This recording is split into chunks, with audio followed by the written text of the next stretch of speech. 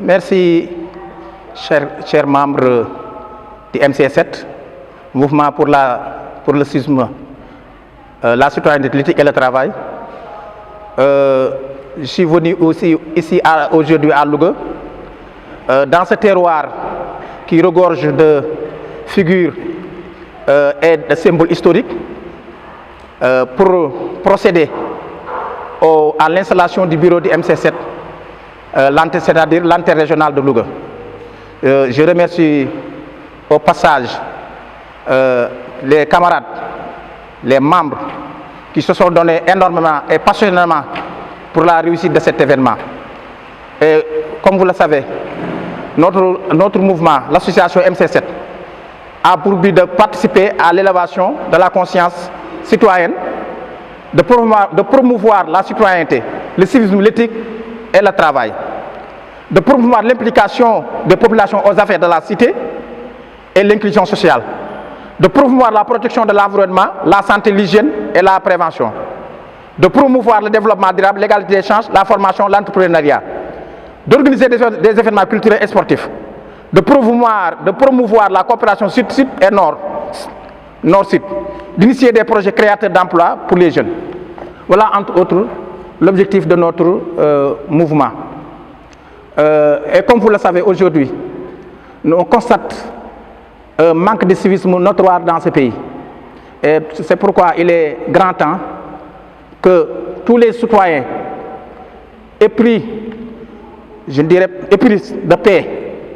et de la bonne cause, travaillent pour que la citoyenneté aille de l'avant. On constate aujourd'hui, il y a certains même qui disent qu'il y a une démission des parents. Mais un parent ne peut pas payer le luxe de démission devant sa famille. Mais ce que nous constatons, c'est qu'il y a un relâchement de l'autorité parentale. Relâchement de l'autorité aussi au niveau de l'école. C'est pourquoi d'ailleurs, nous tous, nous devons s'engager pour promouvoir l'éthique, la citoyenneté dans notre pays. Et je crois que cela ne peut pas être sans pour autant que les institutions soient respectées. Le respect des institutions amène la cohésion sociale. Mais pour que les institutions puissent être respectées, il faut que ceux qui sont chargés de les animer les respectent d'abord. Ensuite, les populations, à défaut, tous ceux qui, comment dirais-je, violeront ces institutions doivent être sanctionnés sévèrement. Voilà, chers camarades, chers membres, les quelques mots que je voudrais placer à l'endroit de la population, à l'endroit du mouvement MC7 et à l'endroit des Lougotois. Je vous remercie. maa ngi bëgg lool di nuyu ñi nga xam ne ñooy sunu membre MC7 ci Louga fii ñu ñëwoon tey fii nag pour mandargaal sunu kuréel gi nga xam ni moom mooy kuréelu Louga kuréelu Louga gi nag antenne régionale lañ ko tuddee ñu xam ni waa Louga ñoom it wax dëgg yàlla ñu am Pastef lañ ndax dama ñëw ci dëkk boo xam ni dëkku taarix la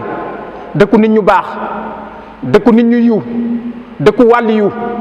dëkku boobu buñ fi ñëwee defe naa ni li nga xam ne moom la ñuy sos li nga xam ne moom la ñu bëgg muy civisme ak citoyenneté defe naa ni jiwu woowu ñu bëgg a ji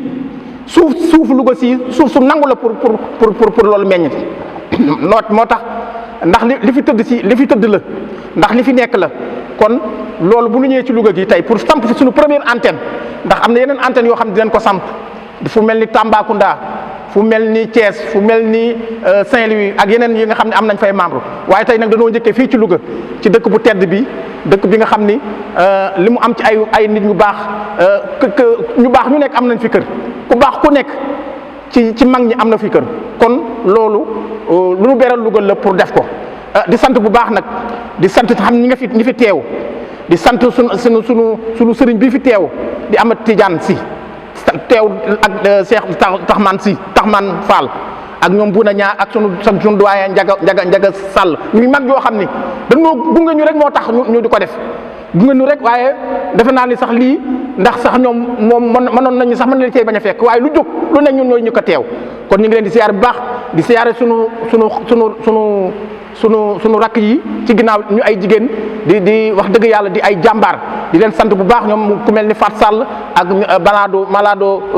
Malado Seck ñu ñëpp di leen siyaare di sant na ki nga xam ne tey ji moom leen fi teg muy nu mu tuddati muy Abdoulaye Fall mi nga xam ne mooy jiite mën a jiite antenne Louga bi wax dëgg yàlla nit ku am pas-pas la nit ku am fula la nit am fayda la boo gisee nag ñu samp lu mel nii mooy civisme ak citoyenneté dafa tumaranke léegi te civisme ak citoyenneté fu mu amul réew ma du mën a dem réew ma du mën a jëm ci kanam réew ma du mën a développé lépp lu ñu tabax te tabaxuñu jikkooy nit ñi lañu jikkooy nit ñi gone yi dana ñëw yàqaat la ñu tabaxaat ndax bu boobaa ndax la ñu tabax dañoo jël fas dañoo jël saret ba pare jiital ko jël fas dañoo jël saret jiital ko jël fas teg ko ci ginnaaw loolu nag du tabaxum réew mi lu mu laaj tey mooy li nga wax ti yar xale yaru ñaan yàlla jàmm ndaxte jàmm ci lépp xaj waaye amoo jàmm da nga jaay loolu wut jàmm kon nag Wade li nga indi tey ñoo ngi lay gunge ci lii nga xam ne moom moo war a jëm kanam boolu nekk benn taasim bi alhamdulilah jami laat faraxool yàlla wax yàlla ne yéen ñëg suuf bu ngeen yërëmante mu yërëm waaye bu ngeen boo diggante xeexante xulo lu ngeen ñaan du tax loolu